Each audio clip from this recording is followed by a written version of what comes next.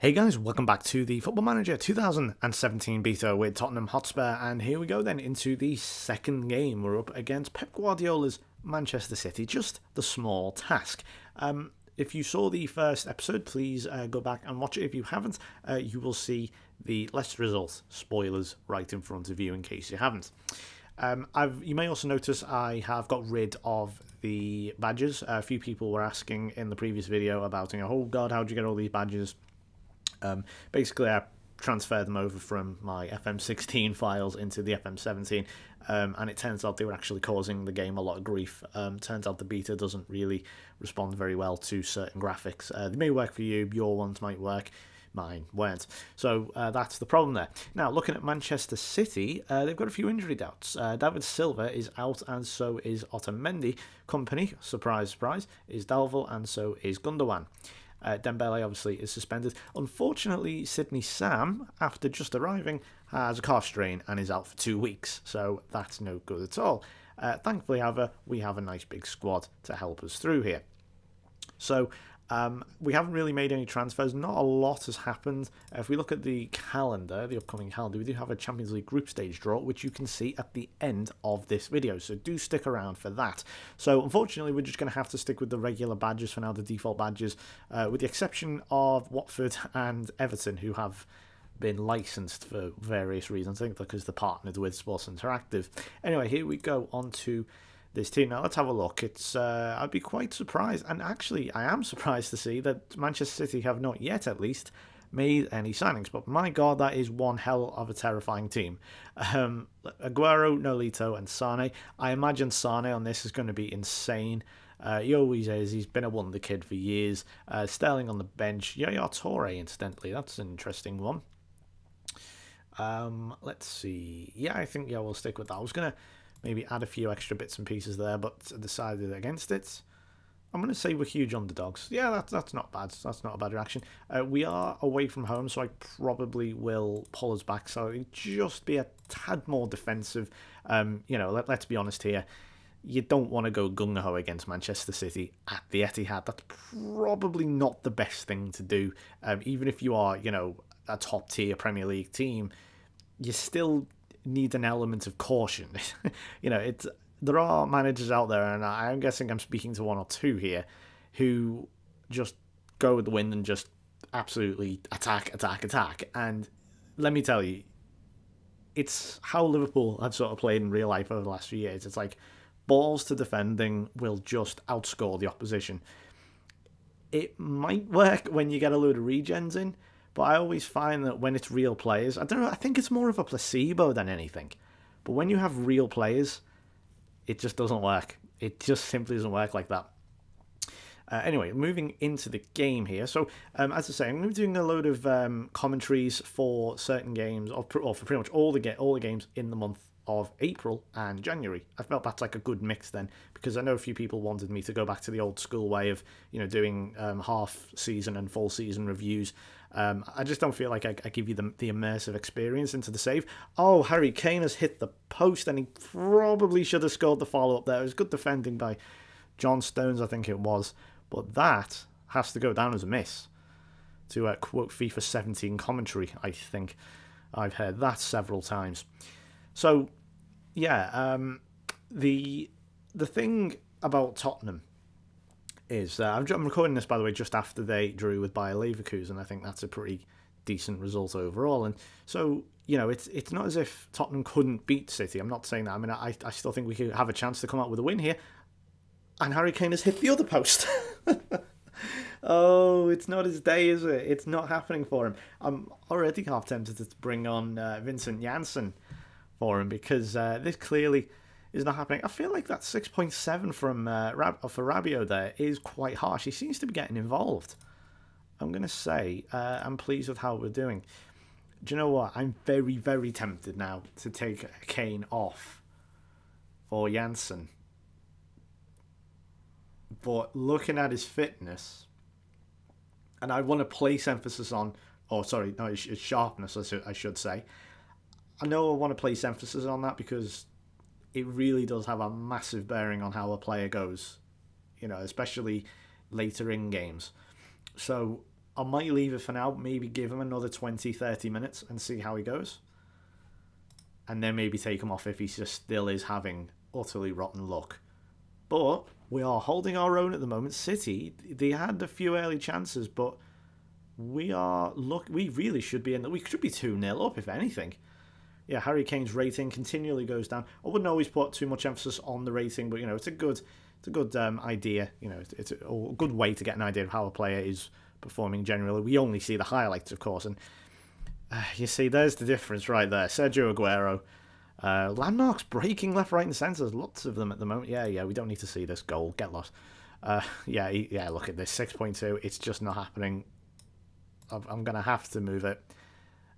Bring them on as a complete forward. Now, Janssen. I may have mentioned this in the last video, but he has not impressed me at all. I think he's looked absolutely crap. If I'm going to be brutally honest with you, this is when he inevitably scores a hat-trick against Liverpool later in the season. But Rabiot, oh, for goodness sake. Well, we were holding our own for a point. But this is, as I say, the difference. Sergio Aguero. It's just, what can you do against these players? And damn, even Lloris goes the right way, and he simply just powers it past them. Absolutely no chance. Look at this. I want to see the replay, actually, because goalkeepers are always a bit suspect on Football Manager, but I suspect he really could not have done much more there. Well, Rabiot, 6.5. That's what I get for letting my system manager pick the team. And Danny Rose is looking very frustrated. And so is Vincent Janssen. Maybe the transfer market for a centre-forward seems a bit obvious at this point. Right, that's the game, I think. Yeah, it's just zooms right on. Doesn't even give me a chance to think or even breathe then, because it's just finished. Now, if we were to score, this would be quite annoying. And Kyle Walker just surrenders the ball. Yeah, that kind of sums up the game, really. A bit limp on certainly our performance anyway. Oh, referee, just blow the goddamn whistle. Put us out of our damn misery. Thank you. 2-0. Well, it's just a simple, I agree with the assistant manager here. Look at that. Look at that. Simple difference. Harry Kane hitting both posts, but not a single shot on target. Not good enough. So I think we may have to go... Wow. Well, that couldn't have got it more wrong, even if it tries, their Football Manager. Dearly me, a hat-trick by Ibrahimovic. Yeah, okay. So that is pretty awful.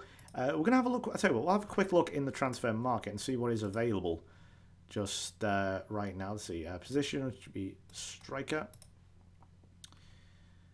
Absolutely bugger all. Gabby Bonlahor. Maybe David Nugent. It's like the worst of the England team. Goodness me. Well, Darren Bent. He's worth £69,000. I remember when he was worth like 25 million or something. Or Aruna Kone. I mean, I'm going to have to spend big. I've still got £45 million, so I might just have to splurge a little bit.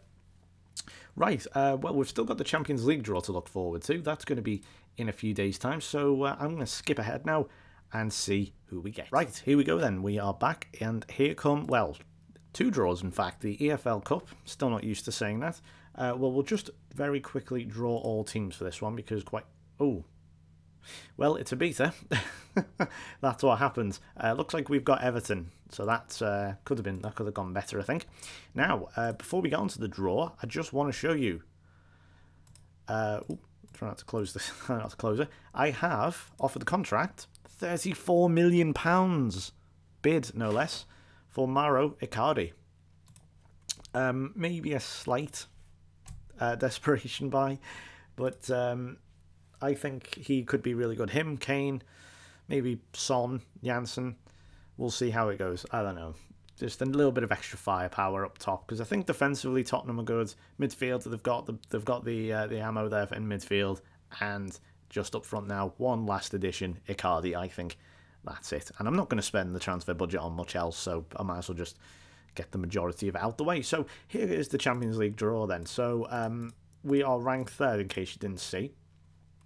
we are with, and there you go, third seed here with the likes of Villarreal, PSV, Ajax.